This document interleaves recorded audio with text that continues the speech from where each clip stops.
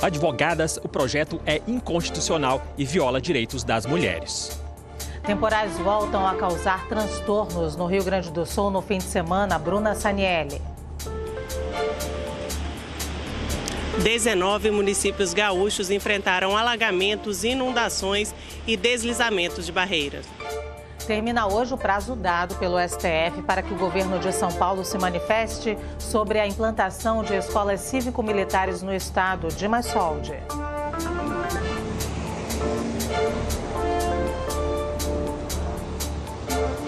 Deputados da oposição questionam a constitucionalidade do projeto. Fique com a gente e fique bem informado agora.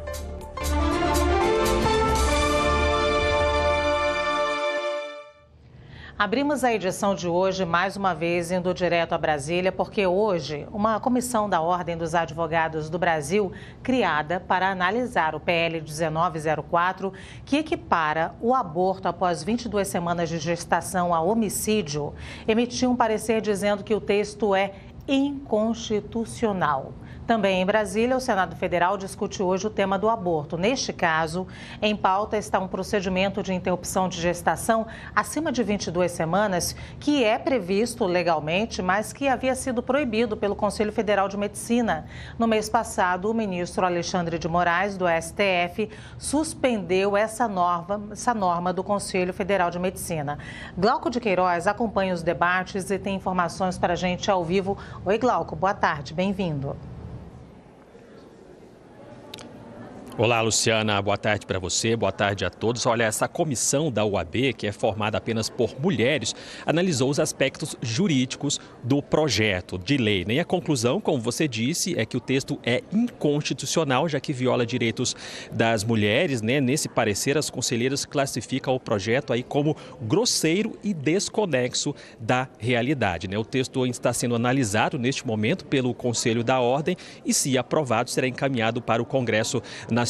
Quanto ao projeto, ele tramita em regime de urgência aqui na Câmara dos Deputados e deve ser votado amanhã. Já no Senado, Luciana, acontece neste momento uma sessão temática de debates sobre uma norma do Conselho Federal de Medicina que proíbe a assistolia fetal. Trata-se aí de um procedimento previsto legalmente para a interrupção da gravidez aí após 22 semanas de gestação, após idas e vindas na Justiça. Essa norma acabou sendo derrubada pelo ministro Alexandre de Moraes, do Supremo Tribunal Federal. No seu voto, ele disse que houve abuso do poder regulamentar do Conselho Federal de Medicina, já que o procedimento aí é para a interrupção da gravidez em casos aí de gravidezes derivadas de estupro é prevista na legislação atual. No entanto, o tema ainda será levado para o plenário da Suprema Corte. Luciana.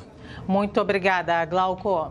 As manifestações contra o projeto de lei que equipara o aborto após a 22ª semana de gestação ao crime de homicídio aconteceram em diversas cidades do país. O movimento começou espontâneo, a partir da indignação da sociedade e vem crescendo. A repórter Flávia Grossi tem detalhes para a gente. Oi, Flávia, boa tarde, bem-vinda.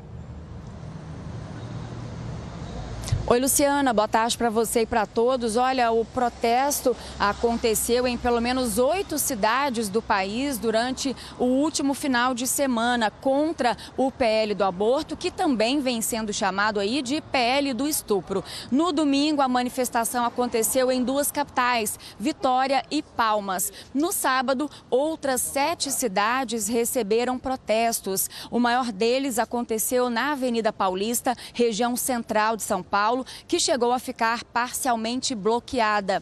O ato foi organizado por entidades e grupos da sociedade civil que militam a favor dos direitos humanos. Em João Pessoa, o grupo carregava um cartaz com os dizeres: aborto legal é saúde pública. A intenção, Luciana, é pressionar o presidente da Câmara, Arthur Lira, a travar a tramitação desse projeto de lei que teve o regime de urgência aprovado na semana passada. A Câmara dos Deputados está fazendo uma enquete por meio do site para saber a opinião das pessoas. E 88% dos participantes, o que representa aproximadamente 950 mil pessoas, são totalmente contra esse PL. Luciana. Muito obrigada, Flávia. O presidente do Partido Solidariedade, Eurípides Gomes Macedo Júnior, deve ser transferido hoje para o Complexo Penitenciário da Papuda, Presídio Federal de Brasília. Eurípides é investigado na Operação Fundo do Poço pelo suposto uso de candidaturas laranja e desvio de cerca de 36 milhões de reais de fundos partidários e eleitorais na campanha de 2022. Nesta época, ele comandava o PROS, o partido que foi incorporado pelo Solidariedade no ano passado.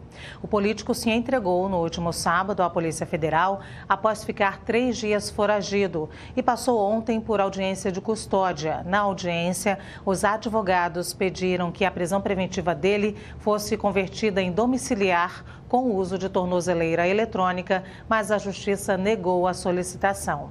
Eurípides pode responder por crimes como organização criminosa e lavagem de dinheiro. Estudantes que moram no Rio Grande do Sul têm até a próxima sexta-feira, 21 de junho, para se inscreverem no Exame Nacional do Ensino Médio e estão isentos da taxa.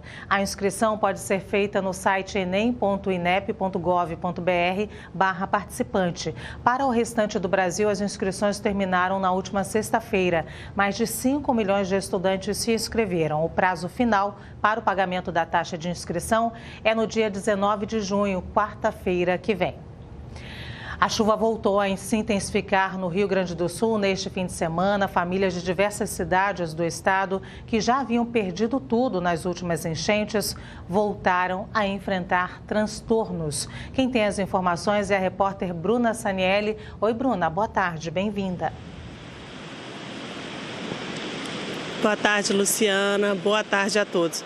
É isso mesmo, Lu. 19 municípios aqui enfrentaram alagamentos, inundações e também deslizamentos de terra. Eu estou na cidade de Igrejinha, que é na encosta da Serra Gaúcha, onde 50 pessoas ficaram desalojadas por causa da chuva de mais de 130 milímetros que atingiu esse rio que a gente está vendo, que é o rio Paranhana.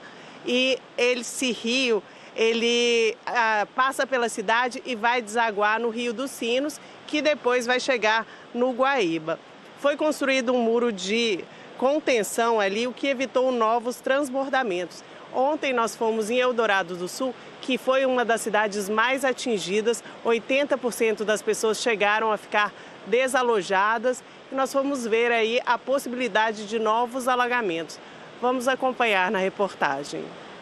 Sandra mora há 20 anos no bairro Vila da Paz, em Eldorado do Sul, e essa é a 4ª vez que enfrenta enchentes. Enquanto limpa a casa, que ainda tem lama da inundação de maio, se preocupa com a possibilidade de novos alagamentos, já que ainda há alerta de chuva para a região sul. Estamos correndo esse risco de juntar tudo de novo e amanhã os painéis perder tudo de novo. Eldorado do Sul foi uma das cidades mais atingidas pelas enchentes de maio. Cerca de 80% das casas foram inundadas. Nessa área, no bairro Picada, o nível do rio não chegou a baixar completamente. E a preocupação agora é com novos alagamentos com o retorno das chuvas. Cláudia mora há 32 anos aqui e perdeu parte da casa nas enchentes de setembro e novembro.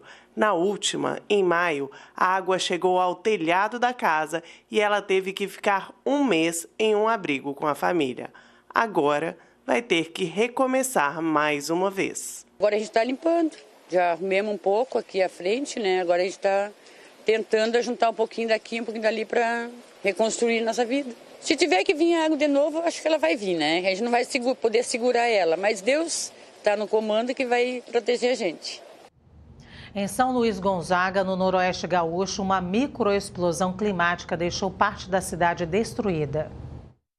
Cerca de 15 mil pessoas foram afetadas pela microexplosão que atingiu a cidade no fim da noite de sábado.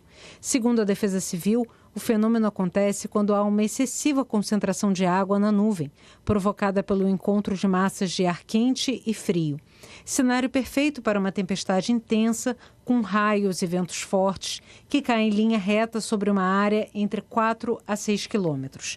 Cerca de 1.200 casas, além de cooperativas rurais, tiveram um telhado destruído. A Defesa Civil informou que uma pessoa ficou ferida.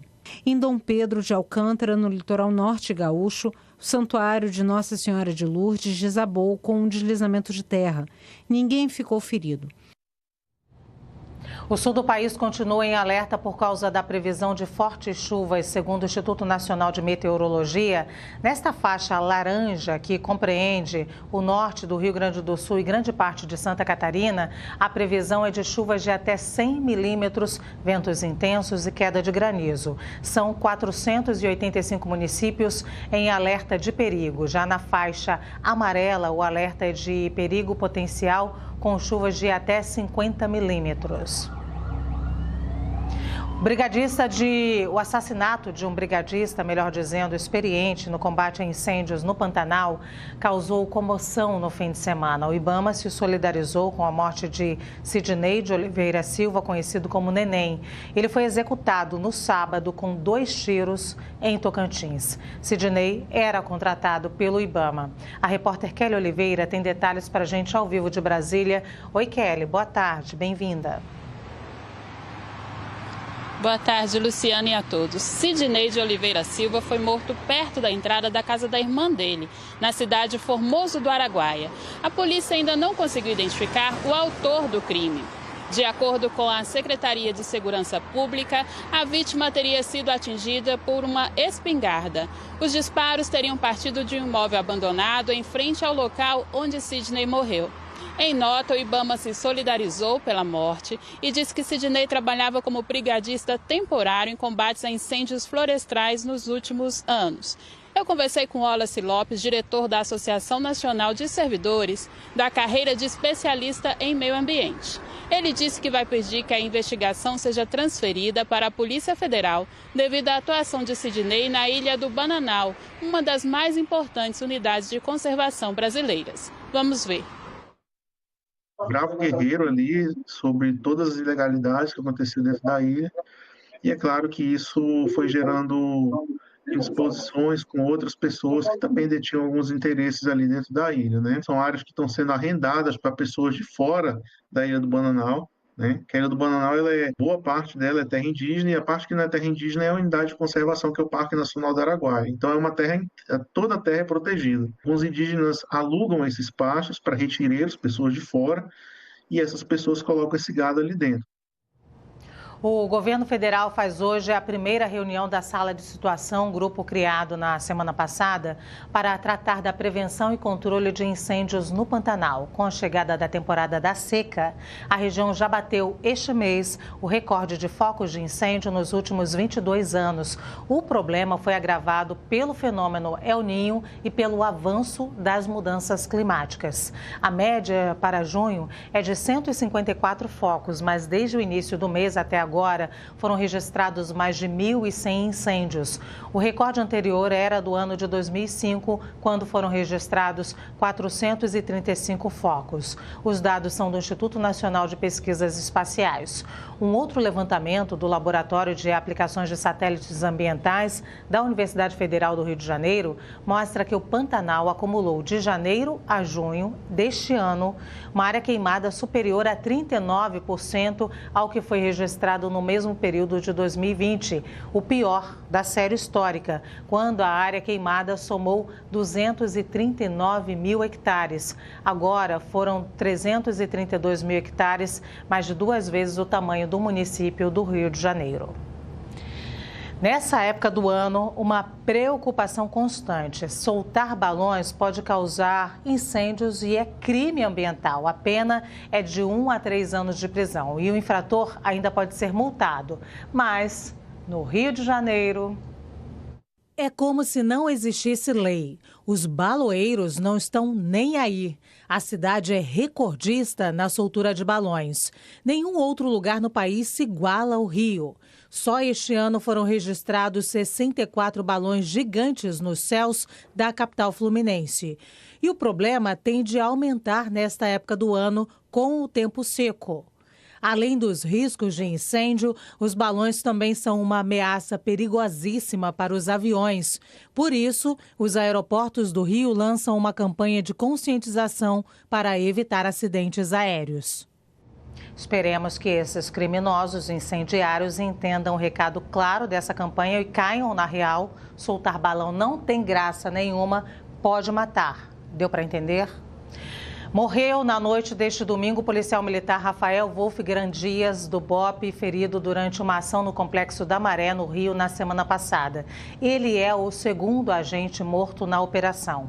O sargento participava de uma operação do Batalhão de Operações Especiais para prender criminosos envolvidos com roubos de carros na região do Complexo da Maré. Segundo a PM, na manhã do dia 11 de junho, a guarnição onde estava Rafael foi atacada por bandidos armados e 3 policiais ficaram feridos. O agente estava internado no Hospital Federal de Bom Sucesso e não resistiu. Ele tinha 37 anos e deixa a esposa e um filho.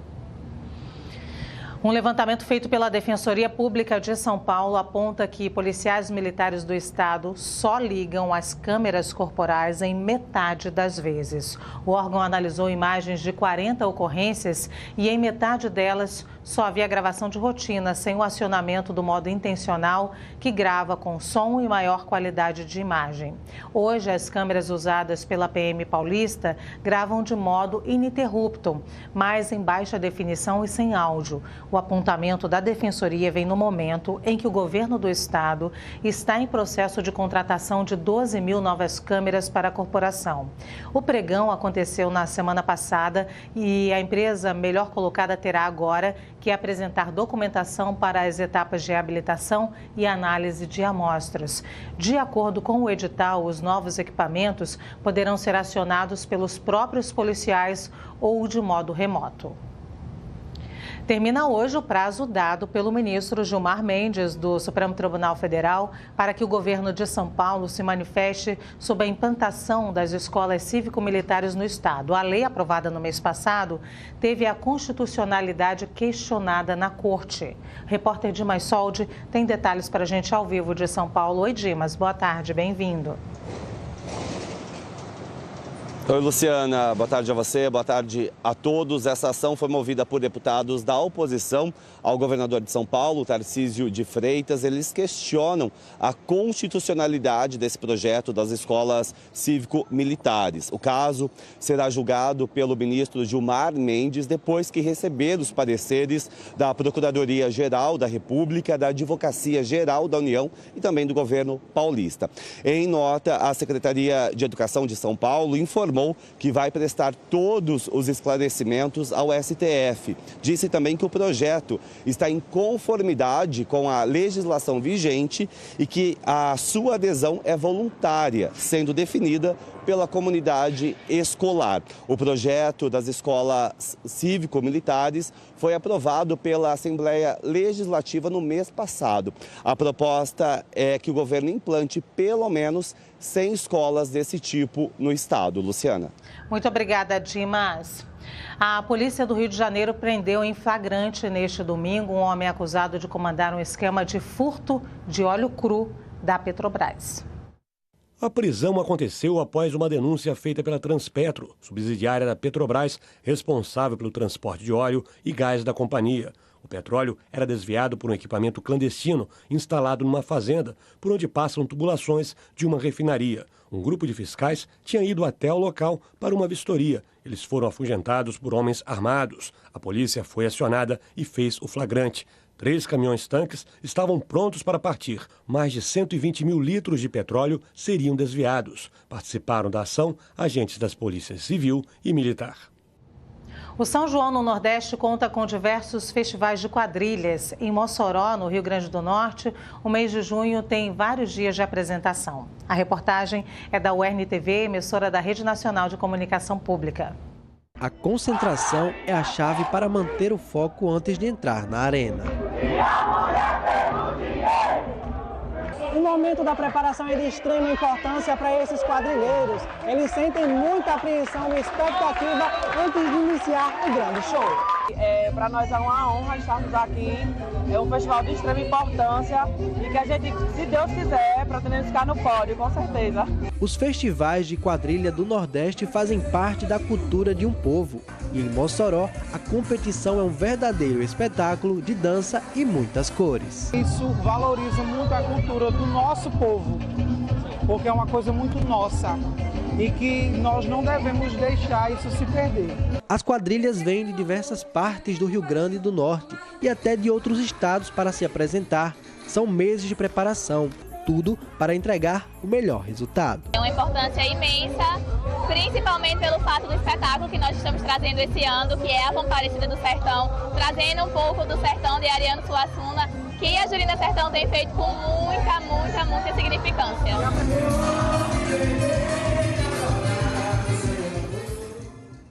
Nas notícias internacionais, autoridades de saúde de Gaza disseram que os contínuos ataques israelenses à faixa de Gaza já resultaram em mais de 37 mil palestinos mortos, incluindo 15 mil crianças.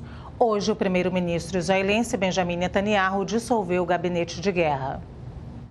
A dissolução do gabinete de guerra de 6 membros por Netanyahu já era esperada após a saída do governo do ex-general centrista Benny Gantz na semana passada.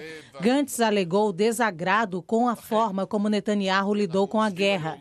Espera-se agora que Netanyahu mantenha consultas sobre a guerra de Gaza com um pequeno grupo de ministros, incluindo o ministro da Defesa, Yoav Gallant, e o ministro dos Assuntos Estratégicos, Ron Dermer, que estava no gabinete de guerra. Nesse domingo, as forças de defesa de Israel anunciaram uma pausa de algumas horas nos bombardeios a Gaza para facilitar a entrada de ajuda humanitária. A medida é uma exigência de aliados internacionais como os Estados Unidos. Em um comunicado à imprensa ontem, autoridades de saúde de Gaza disseram que os ataques israelenses já resultaram em mais de 37 mil palestinos mortos e 85 mil feridos. A guerra teve início em outubro de 2023, como resposta aos ataques terroristas do dia 7 daquele mês, perpetrados pelo grupo palestino, que deixou cerca de 1.200 mortos. Daqui a pouco eu te conto que 284 imigrantes indianos continuam no aeroporto de Guarulhos, aguardando documentação para ficar no Brasil. A gente volta já.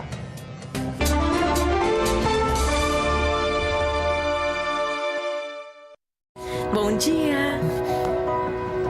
Nasli tenta animar Ali. Este é o seu café. Mesmo assim, eu prefiro comer as minhas torradas de sempre.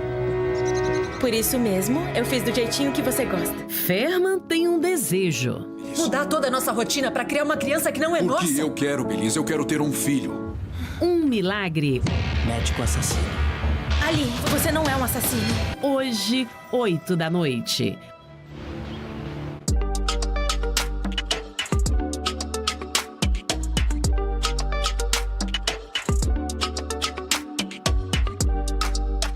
Paisagens incríveis. Trilhas de tirar o fôlego.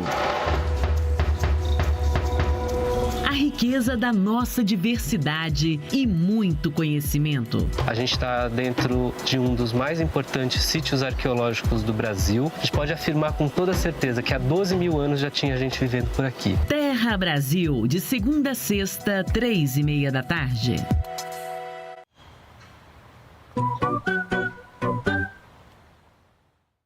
As manhãs da TV Brasil começam com educação, documentários, cultura, turismo, música, culinária e os biomas brasileiros. Conteúdos da Rede Nacional de Comunicação Pública com a cara do país. Você tem um encontro com o Brasil, aqui na tela da gente. Em campo, na TV Brasil, o Brasileirão Série B ao vivo. Amanhã, Novo Horizontino enfrenta a Amazonas. E quarta, Botafogo recebe Ponte Preta. Fique de olho em cada lance, aqui na tela do nosso futebol.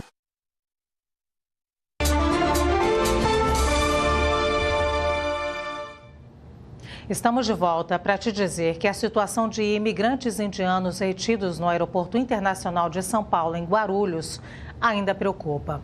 Hoje são 284 à espera da regularização do pedido de refúgio.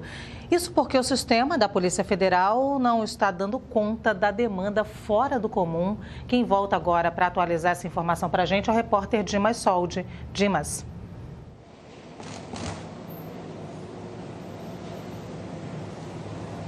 Contato com o Dimas, ele não vai conseguir falar com a gente agora, já a gente te traz essa informação. Por enquanto, eu vou te trazendo informações do esporte.